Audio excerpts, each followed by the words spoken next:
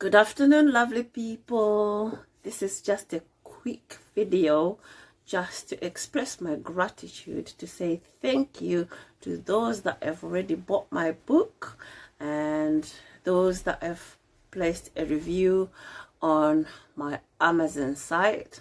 I must appreciate you. I'm also doing this short video just to share a little story. Maybe you could call it a background into my experiences of writing the book.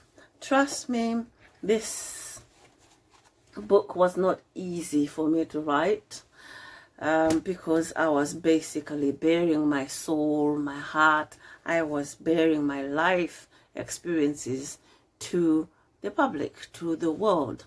And it wasn't easy. There was a time I almost lost my nerve.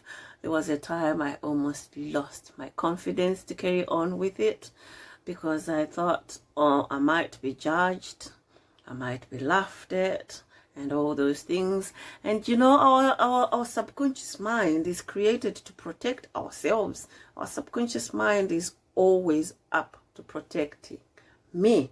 And whatever it feeds into my conscious mind is about protecting me. So my subconscious mind was saying, wait a minute, are you strong enough?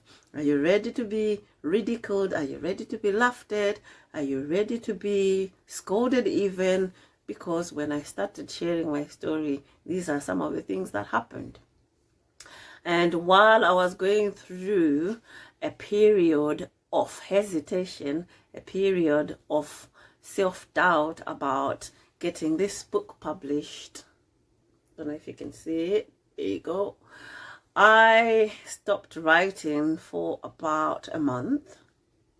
And instead, because I love writing, because I find writing a pathway or platform of self-expression, I diverted and wrote some anecdotes, wrote some motivational quotes that came to me as I tried to encourage myself to get back to the book and get on with the writing, because the purpose and the reason why I wrote this book outweighed my fears or my vulnerability to being ridiculed. And this is what I ended up producing. And that was about a month and a half ago.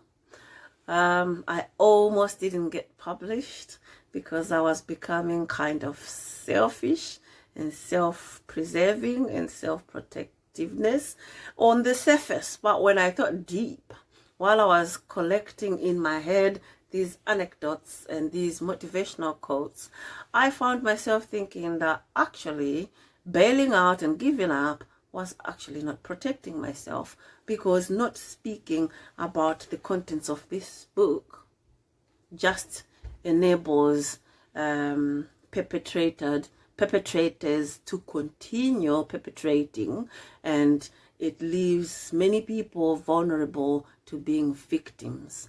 And also it wouldn't then, as I wanted, encourage survivors to come out and tell their stories so that other people can learn from our experiences. I really would like for violence, abuse, neglect, especially with children, to be a thing of the past.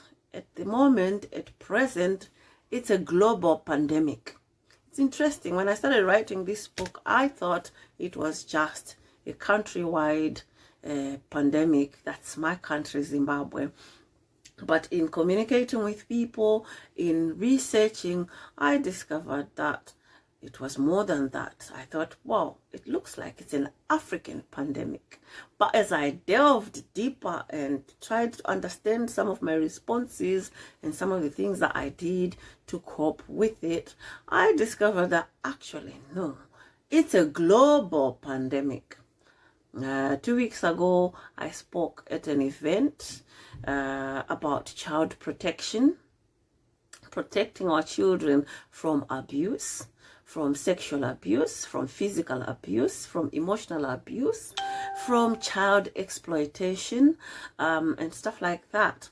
And I realized there was people from all over the world, and I actually realized that those traditions and cultures that I talk about in the book, that I thought were only Zimbabwean, that I thought were probably only African, are actually global. India, China, Europe, America, the globe, the whole world is experiencing abuse. And the whole world hesitates to talk about this, to discourage this, for fear of shame, for fear of being ridiculed, for fear of self-exposure. But I decided, through the help of a collection of these anecdotes, I decided it was worth me making myself vulnerable, finish the book, get it published, and start to get people understanding me, understanding why I am the way I am, why I do the things that I do, and how it actually relates to other people. You can see somebody out there all dressed up, all dolled up like I am, and all smiles.